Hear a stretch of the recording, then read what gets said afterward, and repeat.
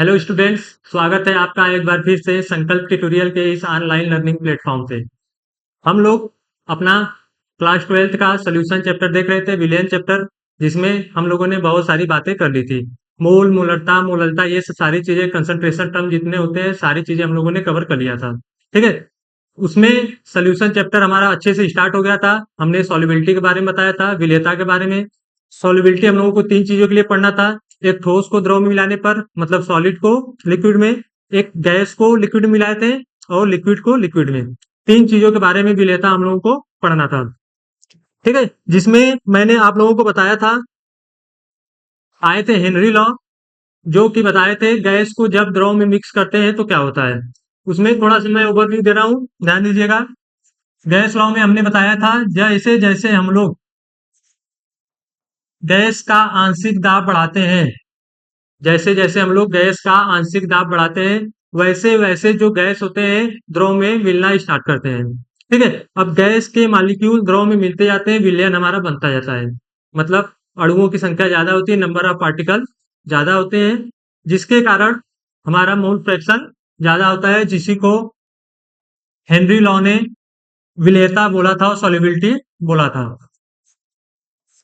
ठीक है।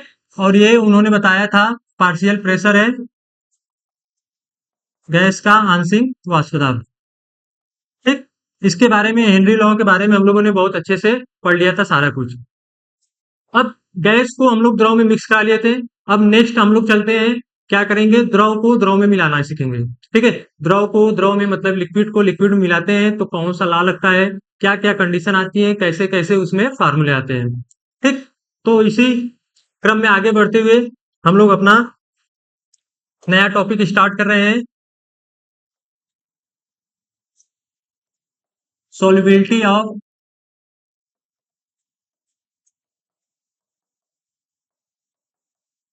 Liquid in liquid. द्रव की द्रव में विलेयता, द्रव की द्रव में विलेयता। ठीक है। ये टॉपिक हम लोग आज अपना पढ़ेंगे, दूसरे प्रकार का जो है। ठीक। अब द्रव को द्रव में मिक्स करना है हम लोगों को। ठीक है। इसमें कुछ चीजें आएंगी, कुछ पॉइंट आएंगे, जिसके बारे में हम लोग को जानना अति आवश्यक है। जैसे मैं पहला बता रहा हूं, वेपर प्रेशर,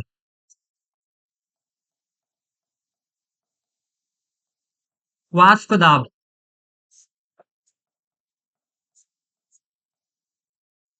वाष्प दाब। ठीक है। जब द्रव को द्रव में मिक्स करते हैं तो उसमें कुछ टर्मिनोलॉजी आएंगी, जिनका यूज हम लोगों को करना है, जिसके बारे में हम लोग जानना है। ठीक है।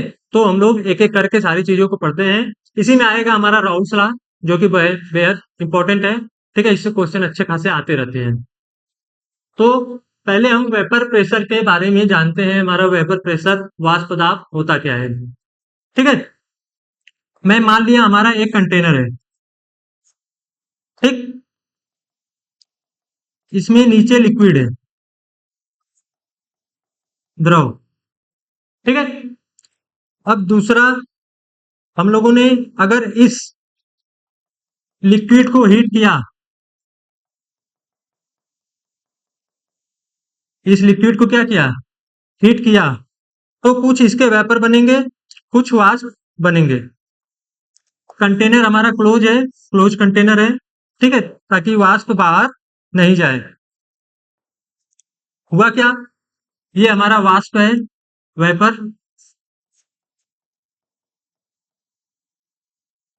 और नीचे हमारा लिक्विड है, द्रव। ठीक है। अब अगर कोई द्रव है, इसको हीट किए, कोई लिक्विड है, इसको टेम्परेचर दिए, तो क्या होगा, ये वेपर में बदलना स्टार्ट होगा। ठीक है।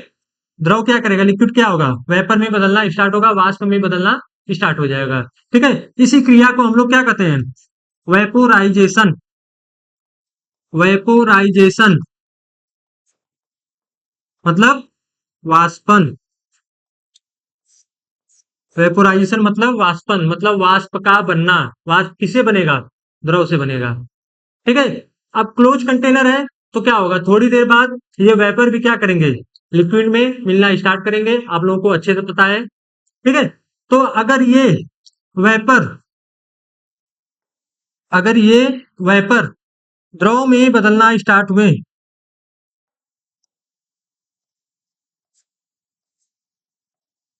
अब यहाँ पे क्या हुआ, जो हमारा वेपर था वो द्रव में बदलना स्टार्ट हो गया, वाष्प। अगर वाष्प द्रव में बदलता है तो क्या होता है, इसको क्या नाम देते हैं, संघनन, कंडेंसेशन।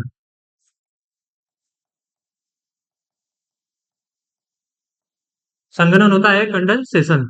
मतलब कोई हमारा लिक्विड है, अगर इसको हीट करते हैं, ताप देते हैं, तो ये लिक्विड वेपर में बदल जाता है, द्रव वाष्प में बदल जाता है, जिसको हम लोग बोलते हैं वेपराइजेशन। और अगर वाष्प हमारा लिक्विड में कन्वर्ट हो रहा है, द्रव में बदल रहा है, वेपर लिक्विड में कन्वर्ट हो रहा है, तो इसको क्या बोलते हैं, कंडेंसेशन, संघनन। ठीक है, जब जब हमारा कंडेंसेशन और वेपराइजेशन, कंडेंसेशन और वेपराइजेशन मतलब वेपर बनने की रेट और कंडेंसेट होने की रेट दोनों बराबर हो, तो इस कंडीशन को इक्विलिब्रियम की कंडीशन कही जाती है, साम्यावस्था की कंडीशन कही जाती है। ठीक है, जब हमारा वेपराइजेशन, वाष्पन और कंडेंसेशन, संघनन दोनों की रेट बराबर हो, ठीक है, तो यह इक्विलिब्रियम की कंडीशन कही जाती है। इस कंडीशन पर इस कंडीशन पर जो ये लिक्विड है इस कंडीशन पर जो ये लिक्विड है, इसके सरफेस पर वेपर जो प्रेशर लगाता है, इस लिक्विड के सरफेस पर वेपर जो हमारा वाष्प प्रेशर लगाता है, इसी को वेपर प्रेशर बोलते हैं, वाष्प दाब बोलते हैं।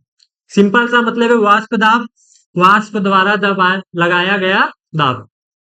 ठीक है, हमारा जो वेपर है जो प्रेशर एग्जर्ट करता है कहां पर, लिक्विड के सरफेस में। ठीक है, इसी को हम लोग वाष्प दाब बोलते हैं। कंडीशन क्या रहेगी, हमारा कंडेंसेशन और वेपराइजेशन की रेट सेम होनी चाहिए। ठीक है, अगर मैं इसके डिफिनीशन की बात करूं अगर मैं इसके डिफिनीशन की बात करूं वेपर प्रेशर वाष्प दाब के,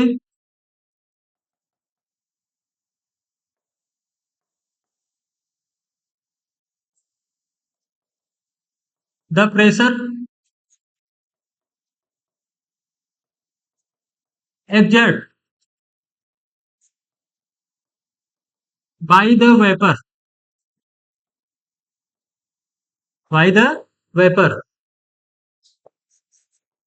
at the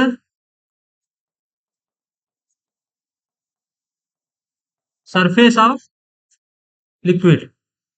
ठीक है, मतलब वाष्प द्वारा जो द्रव के सरफेस पर, द्रव के पृष्ठ पर दाब लगता है, उसी को वाष्प दाब हम लोग बोलते हैं।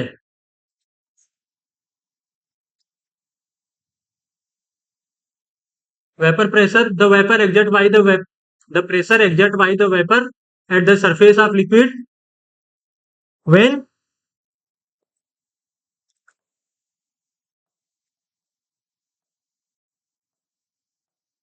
rate of evaporization and rate of and rate of condensation are equal. जो बातें मैं बोला था वही चीज यहाँ पर लिख दिया हूं।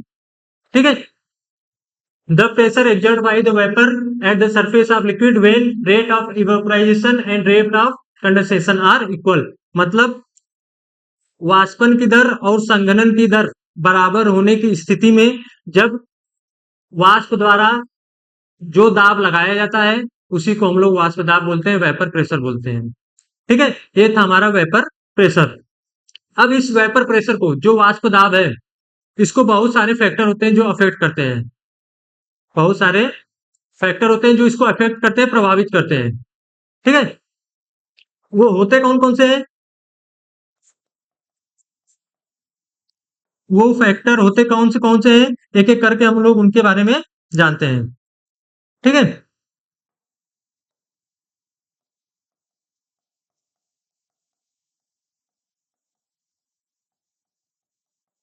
Factor affecting the vapour pressure.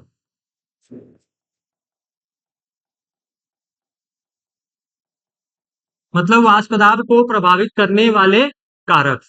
और ये कारक कौन कौन से हैं, वाष्प दाब को कैसे कैसे प्रभावित किया जा सकता है। ठीक है, वाष्प दाब जो हमारा वाष्प बन रहा है लिक्विड का, उसको कैसे कैसे प्रभावित किया जा सकता है, उसके बारे में हम लोग को देखना है।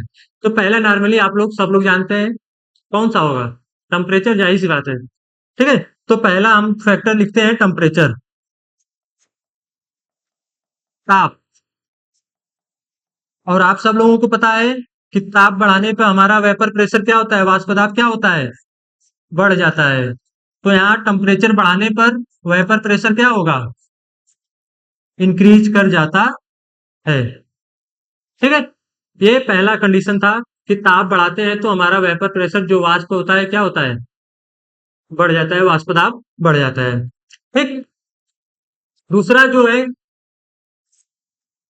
मैं बात करूं तो नेचर ऑफ लिक्विड।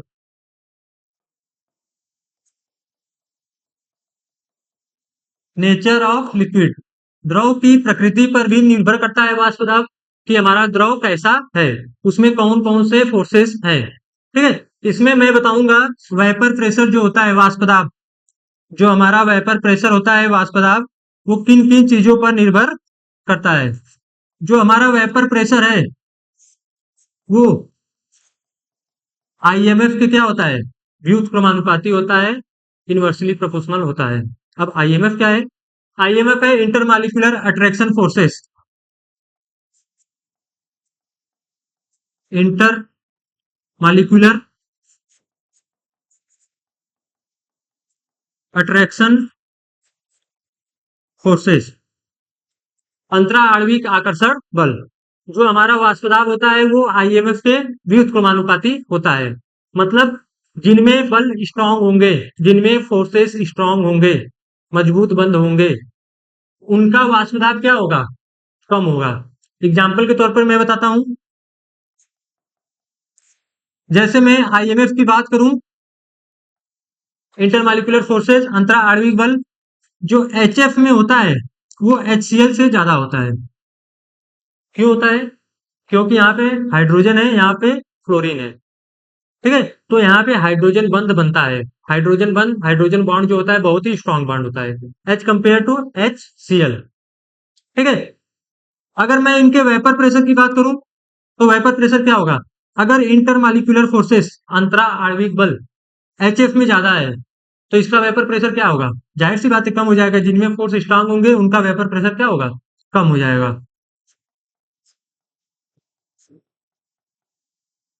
ठीक, जो एचएफ होता है और एचसीएल, एचएफ में हाइड्रोजन बॉन्ड होते हैं जो कि बहुत ही स्ट्रांग होते हैं।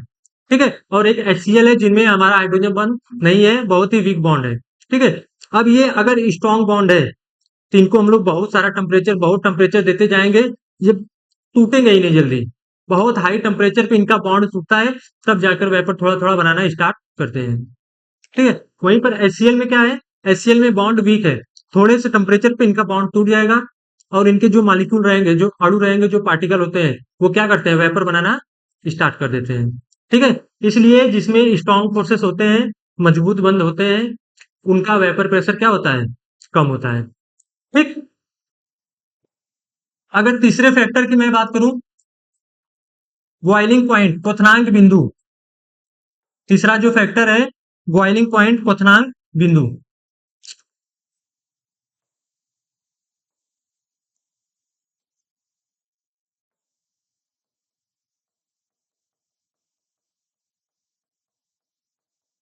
बॉइलिंग पॉइंट, क्वथनांक बिंदु, जो हमारा वाष्प दाब होता है, जो हमारा वाष्प दाब होता है, वेपर प्रेशर, वो बॉइलिंग पॉइंट क्या होता है, इनवर्सली प्रोपोर्शनल होता है। इस चीज के बारे में मैं अभी आगे बहुत अच्छे से, बहुत डिटेल में बताऊंगा। ठीक है, जो हमारा वेपर प्रेशर होता है बॉइलिंग पॉइंट के अपोजिट होता है, व्युत्क्रमानुपाती होता है। मतलब जिसका बॉइलिंग पॉइंट, क्वथनांक बिंदु कम रहेगा, उनका वाष्प दाब क्या होगा, ज्यादा हो जाएगा। ठीक है, तो ये सारे फैक्टर कुछ कुछ थे जो कि वेपर प्रेशर को क्या करते हैं, प्रभावित करते हैं। ठीक, अब वेपर प्रेशर जानने के बाद अब हम आते हैं अपने मेन टॉपिक पे, लिक्विड इन लिक्विड, मतलब जब द्रव को द्रव में मिलाते हैं तब हमारी विलेयता क्या होती है, उसके बारे में हम लोगों को जानना है। ठीक है, उससे पहले दो टर्मिनोलॉजी है जिनके बारे में हमको समझ में आना चाहिए कि क्या क्या होते हैं। जैसे अगर मैं मान लीजिए लिख दिया कंडीशन की, शर्त क्या क्या है। एक तो हमारा जो सोल्यूशन है वो बाइनरी मिक्सचर होना चाहिए।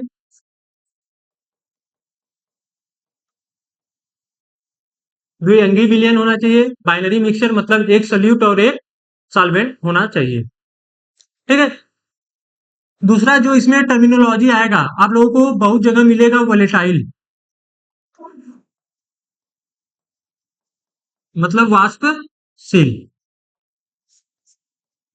और जो थर्ड है नॉन वोलेटाइल,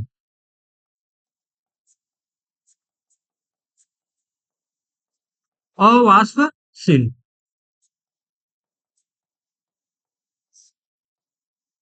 अब ये क्या है सर? वोलेटाइल मतलब होता है वाष्पशील। वोलेटाइल का मीन्स है, वाष्पशील का मीनिंग है जिसके वाष्प बने। जो द्रव जिसके वाष्प बनते हैं उसको हम लोग वाष्पशील बोलते हैं। वाष्प, ठीक है, वाष्पशील हो जाएगा वोलेटाइल। इसका मतलब क्या है सर? जो हमारा वेपर प्रेशर, अगर मैं पी नॉट मान लूं कि हमारा वाष्प दाब क्या है, पी नॉट है, तो अगर इसका वाष्प नहीं बन रहा है तो मतलब मैं कह सकता हूं कि ये जीरो के बराबर नहीं है। जीरो के बराबर नहीं है मतलब कुछ न कुछ हमारा वाष्प बन रहा है। वोलेटाइल मतलब क्या हुआ? वाष्पशील जिसके वाष्प बने। सेम उसका अपोजिट है नॉन वोलेटाइल। नॉन वोलेटाइल होता है जिसका वाष्प न बने, जिसका वाष्प दाब क्या हो जाए, जीरो हो जाए। ठीक है, अब वेपर ही नहीं बनेगा तो वेपर प्रेशर कहां से आएगा? अब यहाँ पे है यहाँ पे वेपर बनते जा रहा है, वाष्प बनते जा रहा है, मतलब वो कुछ न कुछ प्रेशर लगाएगा। मतलब यहाँ पे जो वोलेटाइल है इसका मतलब हो गया वाष्पशील। वाष्पशील मतलब जिसका वाष्प बने। क्लियर है? तो ये दो तीन पॉइंट थे जिनको हमको जानना था। अब आए राउल सलाह। राउट आए, वो अपना एक नियम लेकर आए। ठीक है, राउट आए अपना एक नियम लेकर आए कि द्रव को द्रव में कैसे मिलाते हैं। ठीक है, वोलेटाइल होना चाहिए, नॉन वोलेटाइल होना चाहिए कि क्या होना चाहिए। जब वोलेटाइल होगा मतलब वाष्पशील होगा या अवाष्पशील होगा तो क्या कंडीशन होगी। इन सब सारी चीजों के बारे में हमको पता लगाना होता है। ठीक है, अब हम लोग करेंगे क्या, सारे टर्मिनोलॉजी को मैं यहीं पर पहले बता दे रहा हूं, उसको ध्यान से सुन लीजिए। अगर इसमें से मिस हुआ तो समझ लीजिए सारा कुछ मिस हो जाएगा। ठीक, ये हमारे दो तीन कंटेनर हैं।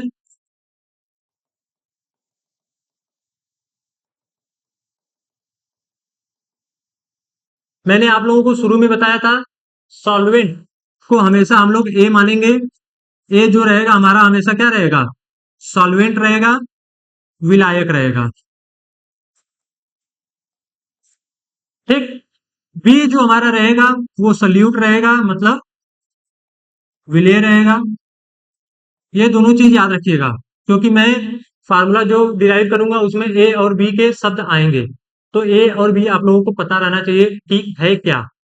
ठीक, और ये है विलेन सोल्यूशन हमारा, जो द्रव ए और द्रव बी को मिलाने से बना है, लिक्विड ए और लिक्विड बी को मिलाने से बना है। ठीक है, अगर अब इस टेम्परेचर को हीट किए, सॉरी, अगर इस कंटेनर को हीट किए जो हमारा पहला लिक्विड है तो इसके कुछ वाष्प बनेंगे, वेपर बनेंगे। सेम वैसे ही अगर ये प्योर फॉर्म में है, अभी हम लोग मिलाए नहीं है, विलेन बनाए नहीं है, अभी हम लोग बस दो कंटेनर लेकर आए हैं जो कि लिक्विड ए है और लिक्विड बी है। अब इन दोनों को मिला दिए तब जो हमारा सोल्यूशन बना वो ये है। ठीक, ये है, इसका वाष्प कुछ न कुछ बन रहा है। जो एक कंटेनर है, एक कंटेनर में लिक्विड है, इसको हीट करेंगे तो इसका कुछ वाष्प बनेगा। अभी ये प्योर फॉर्म में, एकदम शुद्ध फॉर्म में है, इसमें कोई किसी भी प्रकार की मिलावट नहीं है, किसी भी प्रकार का मिश्रण नहीं है। ठीक है, तो जो ए है, अगर मैं इसके वेपर प्रेशर को पी नॉट दिखाता हूँ तो इसका मतलब कि ये नॉट मतलब है कि अभी शुद्ध अवस्था में है, कुछ मिक्स नहीं है। और ए दिखा रहा है कि ए वाला कंटेनर है, मतलब सॉल्वेंट है, विलायक है। ठीक है, तो ये हो जाएगा पी नॉट ए, इसका वेपर प्रेशर। सेम वैसे ही अगर इसका कुछ वेपर बन रहा है तो इसका वेपर प्रेशर हो जाएगा वाष्प दाब पी नॉट बी। ठीक, अगर विलयन बना है, अब ध्यान से बातों को सुनिएगा, अब विलयन है जिसमें ए और बी दोनों का मिश्रण आ गया है। ठीक है, यहाँ पर क्या था, हमारा शुद्ध शुद्ध फॉर्म में था। अब यहाँ पे ए और बी दोनों का विलयन का मिश्रण है। अगर इनको हिट किए तो जो वेपर बनेगा, जो वाष्प बनेगा, उसमें ए का भी वाष्प बनेगा और बी का भी वाष्प बनेगा। ठीक है, जो हमारा विलयन है, मिश्रण है, इस सोल्यूशन को अगर हिट किए हम लोग तो क्या करेगा, इसमें से कुछ वाष्प बनेगा, ए का बनेगा, और कुछ वाष्प बनेगा, बी का बनेगा, क्योंकि दोनों मिश्रण है। तो ए के द्वारा भी कुछ दाब लगेगा और बी के द्वारा भी कुछ दाब लगेगा। ठीक, तो जो दाब लगता है ए और बी के द्वारा, उसको हमने बोल दिया पी ए है और पी बी है। ए के द्वारा लगाया गया दाब पी ए और बी के द्वारा लगाया गया दाब पी बी है। इसको हम लोग पार्शियल प्रेशर बोलते हैं, आंशिक वाष्प दाब। क्योंकि गैस का क्या हो रहा है, यहाँ पे मिश्रण में बात हो रही है। जब मिश्रण में बात होती है तो आंशिक वर्ड यूज किया जाता है, पार्शियल वर्ड यूज किया जाता है। ठीक है, दूसरा चीज, ये वाष्प दाब था। अगर ये द्रव है, लिक्विड है, ठीक है, इसका कुछ न कुछ मोल फ्रैक्शन होगा।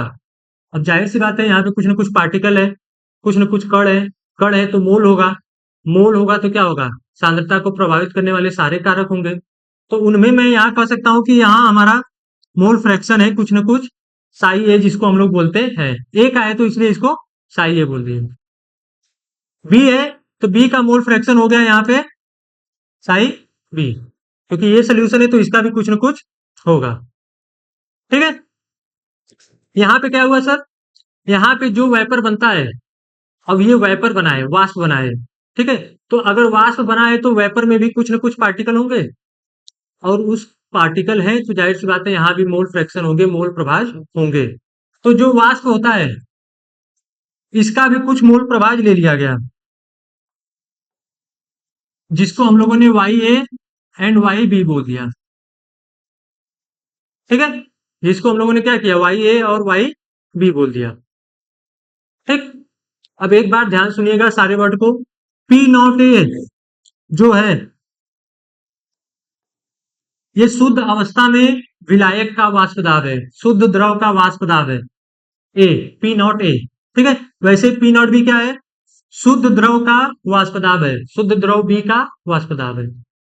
पीए क्या है, मिश्रण का ए का आंशिक वाष्प दाब है, क्योंकि ये मिश्रण में है इसलिए आंशिक वर्ड यूज करते हैं, पार्शियल वर्ड यूज करते हैं। ठीक, वैसे ही यहाँ पर पीबी है तो इसको भी आंशिक वर्ड से यूज करेंगे। सारे टर्मिनोलॉजी को मैं एक बार लिख दे रहा हूं कि क्या क्या होंगे। ये सारे वर्ड अभी मैं बताऊंगा तो उसमें यूज होंगे, तो ध्यान से सुनते जाइएगा। एक तो था पी नॉट ए, दूसरा है पी नॉट बी, और थर्ड है P A, P B, psi A, psi B, Y A और वाई बी। ठीक, ये है क्या, पी नॉट ए क्या है,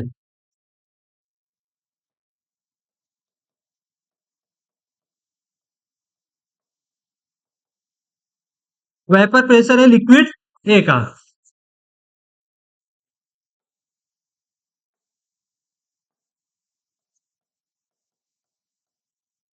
vapour pressure of pure liquid A, मतलब शुद्ध द्रव ए का वाष्प दाब है ये, पी नॉट ए। ठीक है, वैसे पी नॉट बी क्या होगा, पी नॉट बी भी सेम हो जाएगा, vapour pressure of pure liquid B. ठीक, मतलब शुद्ध द्रव बी का वाष्प दाब है जो हम लोग कंटेनर में यूज किए थे, बी हम लोग विलेम मान के चल रहे हैं। ठीक है, अब पीए क्या है, पीए है पार्शियल वेपर प्रेशर, क्योंकि पीए जो हमारा था वो कहां से निकल रहा था, विलयन से निकल रहा था, मिश्रण से निकल रहा था। अब जो कोई मिश्रण से निकलता है उसमें क्या यूज किया जाता है? पार्शियल वर्ड यूज किया जाता है। तो यहाँ मैं क्या कहूंगा, यह है partial vapour pressure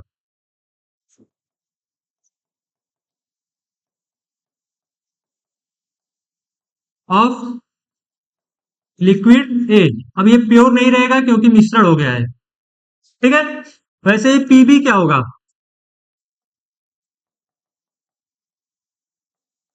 partial vapour pressure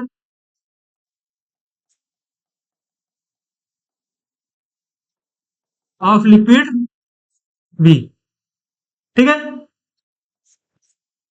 काई ए, काई बी क्या है? काई ए है मोल फ्रैक्शन, बताया मैंने, मोल फ्रैक्शन है ऑफ लिक्विड ए, ठीक है।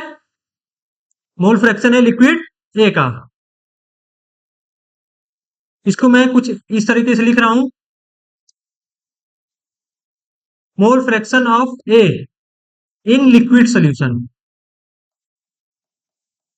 मतलब द्रव विलयन में ए का मोल प्रभाज है। साई भी क्या होगा?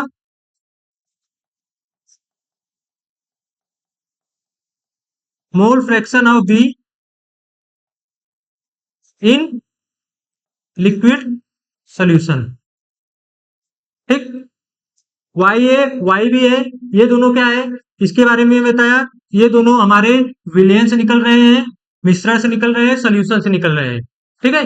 तो ये जो हमारा मोल फ्रैक्शन है किसका है? वेपर का है, वाष्प का है, जो हमारा मिश्रण में वाष्प निकला है, ठीक है। तो यहां से वाई ए क्या होगा?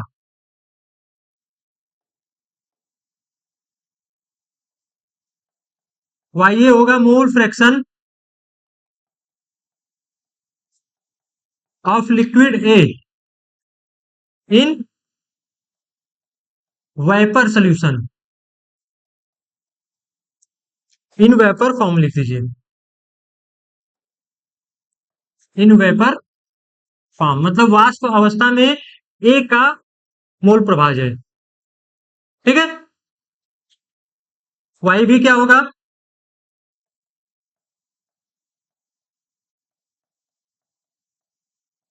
मोल fraction of liquid be in vapour phase या इन वेपर फॉर्म, ठीक है, इन वेपर फेज। वैसे यहां भी लिख लीजिए,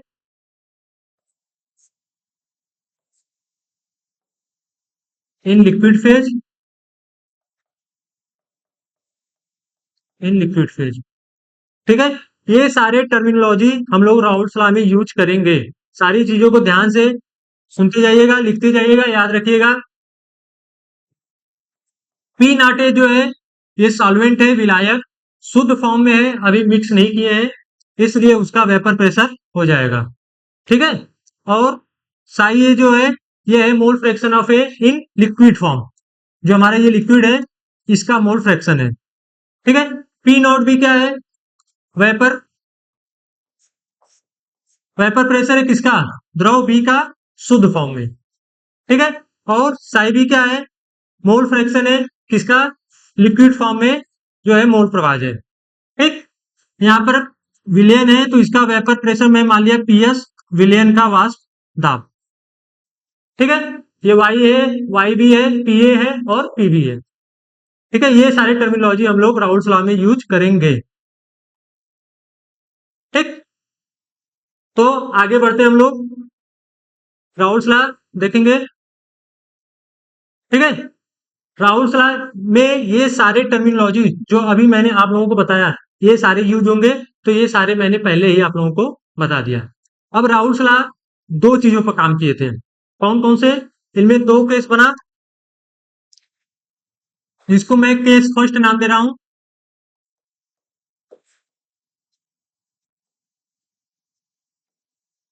व्हेन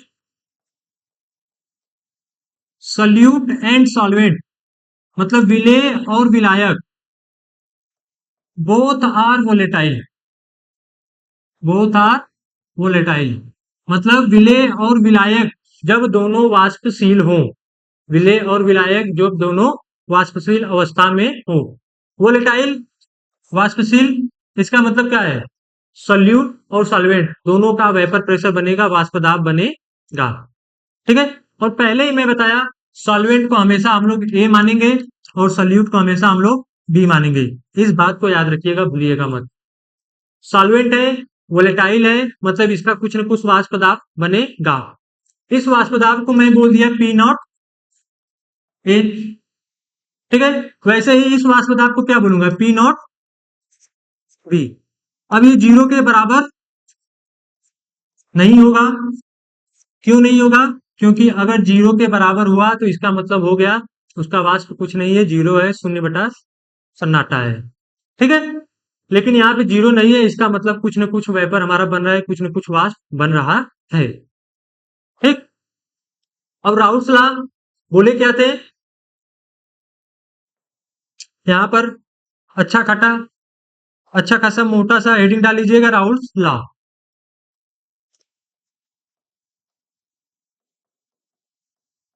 राउल्स का नियम यहाँ से आपका स्टार्ट हो गया है। ठीक है। अब राउल्स लॉ में राउल्स ने क्या बताया?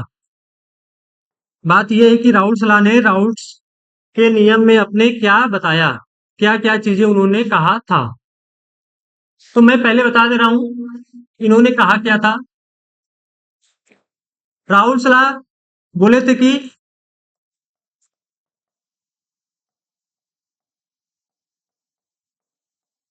Raoult's law says that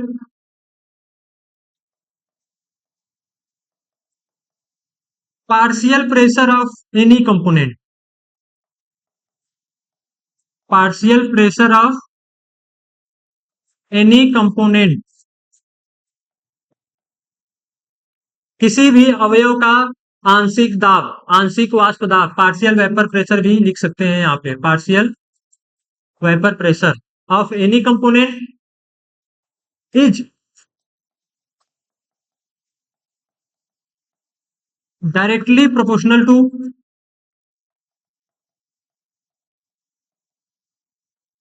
mole fraction, is directly proportional to mole fraction of that component, मतलब उसी अवयव का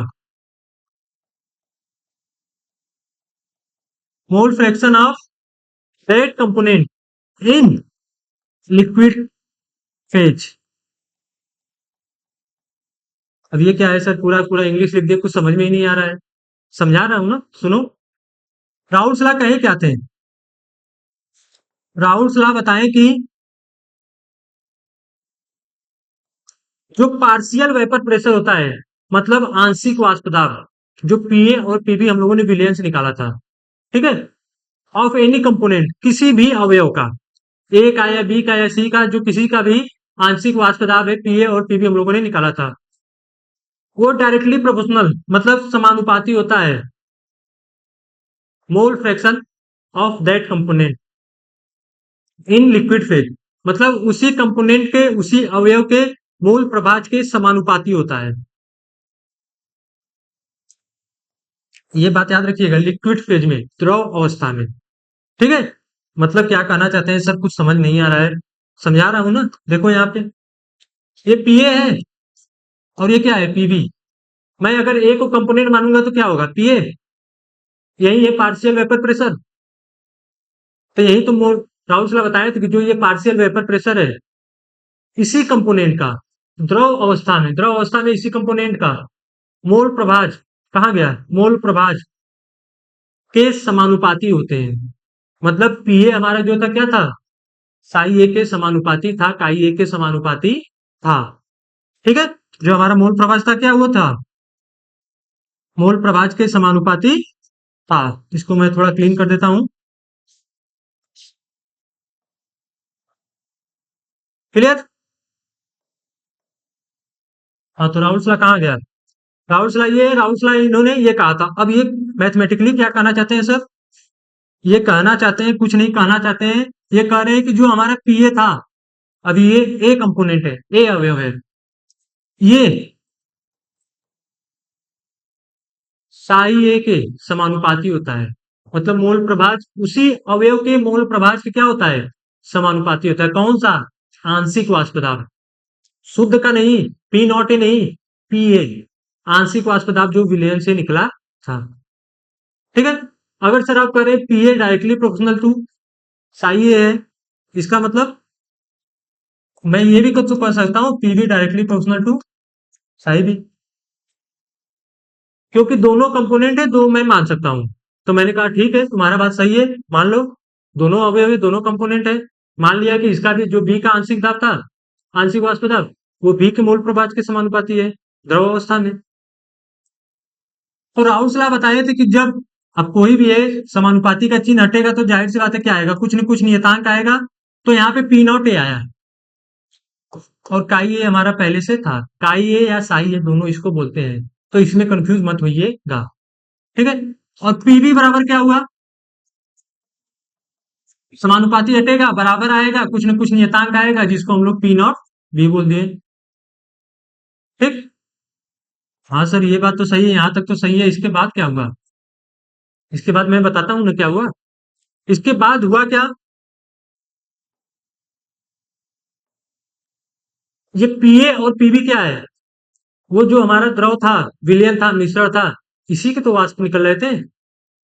तो मैं अगर कुल वाष्प दाब की बात करूं तो क्या होगा, पीए होगा और पीबी, इन दोनों का योग होगा। ठीक है। कुल वाष्प दाब यहां से क्या होगा, जो कुल वाष्प दाब निकल रहा है कितना, एक तो ए द्वारा निकल रहा है, एक बी द्वारा निकल रहा है। अगर मैं इन दोनों को जोड़ दूं तो हमारा क्या हो जाएगा, पीए प्लस पीबी। ठीक है। तो अगर मैं कुल विलयन का वाष्प दाब की बात करूं, विलयन का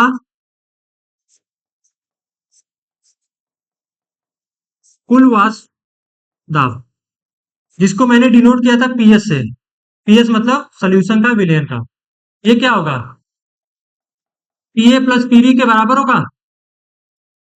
विलयन का कुल वाष्प दाब क्या होगा, पीए प्लस पीबी के बराबर होगा। ठीक है सर, बराबर तो है, बराबर कर दिए आप। अब अब हुआ ये कि पीए दिख रहा है, हाँ सर ये तो समीकरण एक में दिख रहा है। पीबी दिख रहा है, हाँ सर ये भी समीकरण दो में दिख रहा है। तो मैं कहा ठीक है, समीकरण एक और दो को पूछ लेते हैं। समीकरण एक और समीकरण दो से। सर समीकरण तो ले लिए, इसका करेंगे क्या, इसका करेंगे कुछ नहीं, जो वैल्यू है इसको उठाकर इसी में रखेंगे, देखते हैं क्या होता है। तो कहा ठीक है सर, रख दीजिए, पी एस बराबर पी ए प्लस पीबी है। और हमको पता चल गया कि पी एस बराबर क्या है, पी ए बराबर क्या है, P not A psi A plus PB बराबर क्या है, P not B psi B. ठीक। और यही राउल्स लॉ का फार्मूला डिराइव हो जाता है, राउल्स लॉ का फार्मूला यही है। ठीक है। राउल्स लॉ ये कहते हैं कि जो कुल विलयन का वाष्प दाब है, वो किसी जितने भी कंपोनेंट है उनके शुद्ध वाष्प दाब और उनके मोल प्रभाज द्रव अवस्था में दोनों के गुणनफल के सम का बराबर होता है। मतलब जो कुल विलयन है P not S I A plus P not B psi B, ये फार्मूला उन्होंने राउल्स लॉ ने दिया था।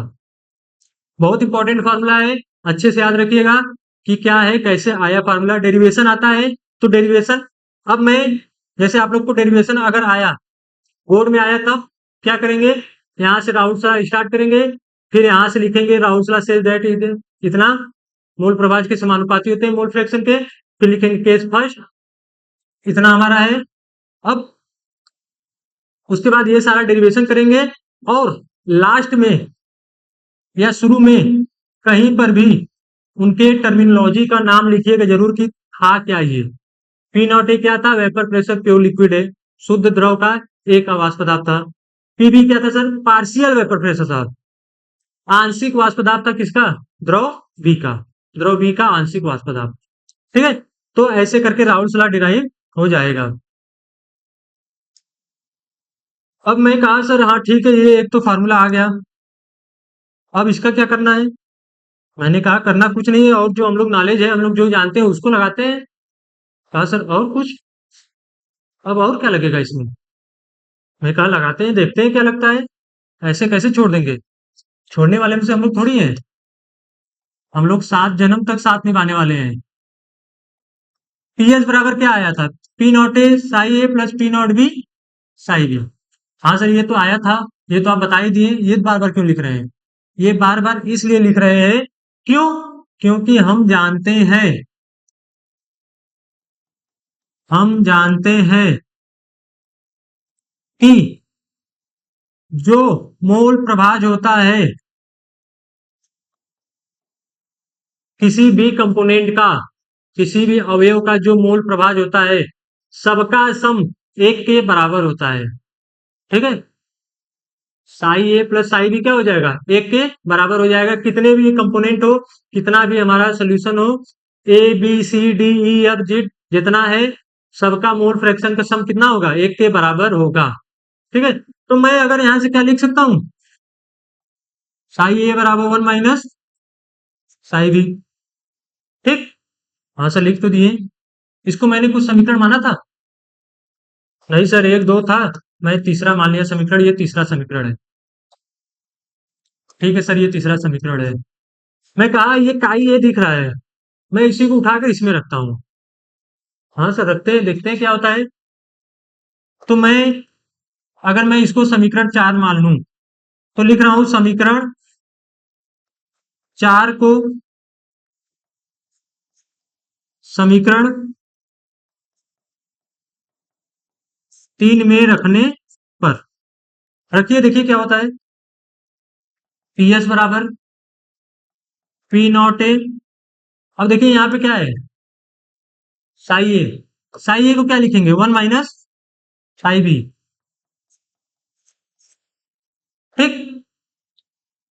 P not A chi A था, काई ए बराबर 1 - chi B plus P not B, और काई बी था सर, हम काई बी कर लिए। ठीक है सर। अब इसको मैं थोड़ा सा और ओपन करता हूं। इसका अंदर गुणा होगा तो क्या होगा? P not A. P not ए एक बार में होगा था, पी नॉट ए केवल। P not A chi B, और ये क्या होगा? पी नॉट बी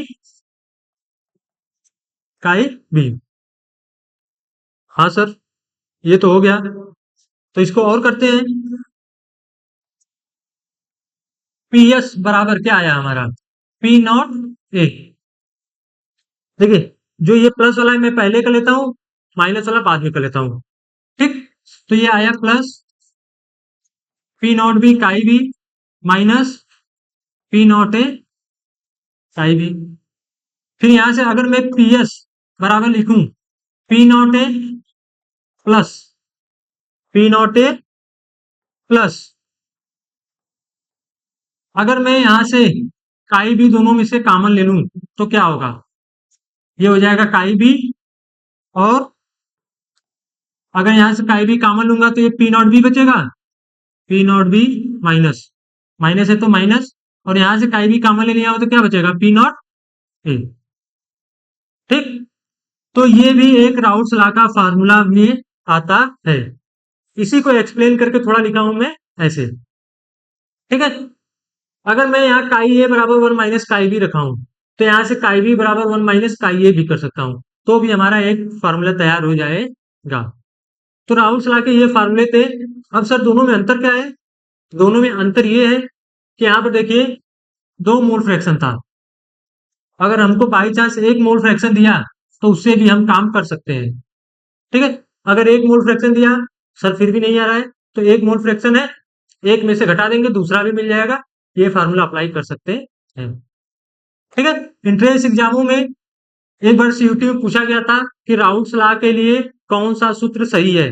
4 सूत्र दिए थे, एक ये, और ऐसे करके उसमें गलत कर दिया था, उल्टा पुल्टा दे दिया था। पी नॉट ए इधर कर दिया था, पी नॉट बी उधर कर दिया था। ठीक है? मतलब कंफ्यूज करने के लिए उसमें इधर उधर टर्मिनोलॉजी को चेंज कर दिए थे। ठीक है? तो ये था हमारा राउल्स लॉ। एक तो थर्ड फार्मूला आया, एक 5। सर थर्ड फार्मूला कर रहे हैं, 5 फार्मूला कर रहे हैं, अभी और आएगा क्या फार्मूला? ठीक है, लाते हैं, देखते हैं क्या होता है। कुछ तो और आएगा। अरे सर, अब क्या आएगा?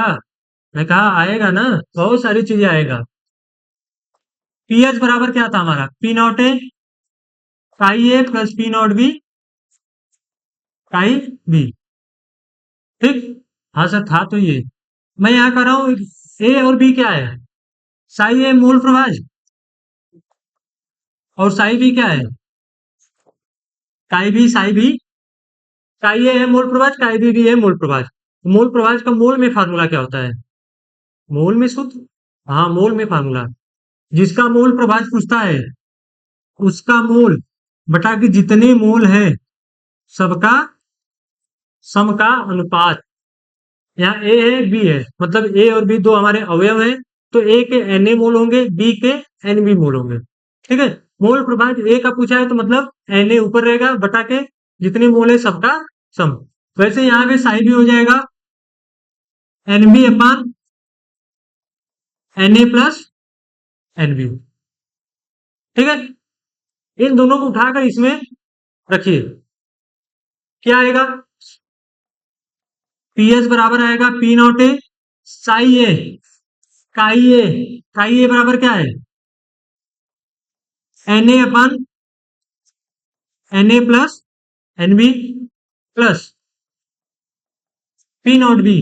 काई बी बराबर क्या है,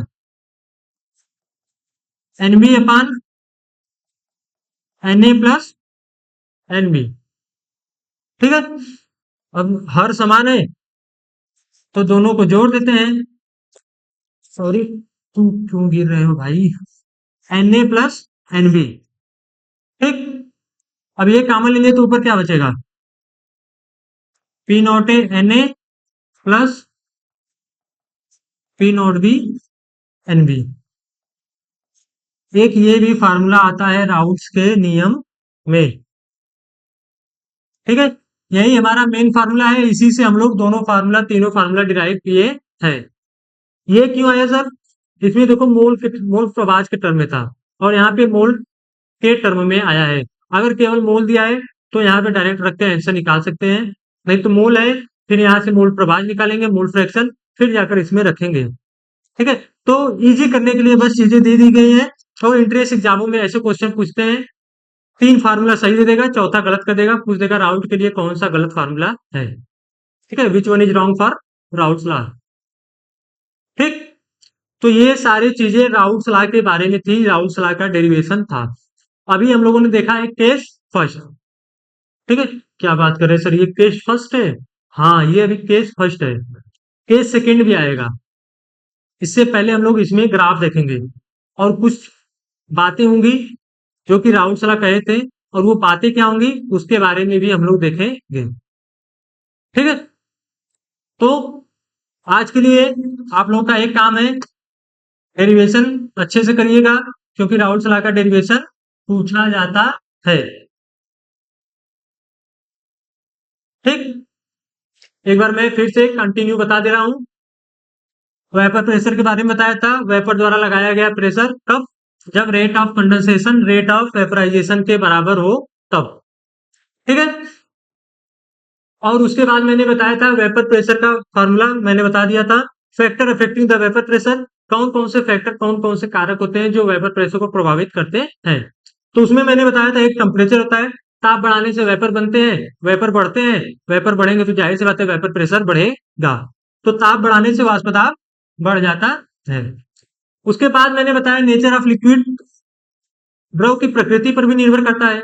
द्रव की प्रकृति क्या, वाष्प दाब जो है अंतरा आणविक फोर्सेस के क्या होता है, व्युत्क्रमानुपाती होता है, मतलब जिसमें फोर्स स्ट्रांग होंगे मजबूत बंद होंगे उनके बॉन्ड जल्दी मॉलिक्यूल के बीच के टूटेंगे नहीं तो जल्दी वेपर बनेंगे नहीं, जिनके कमजोर होंगे उनके वेपर तुरंत बन जाएंगे।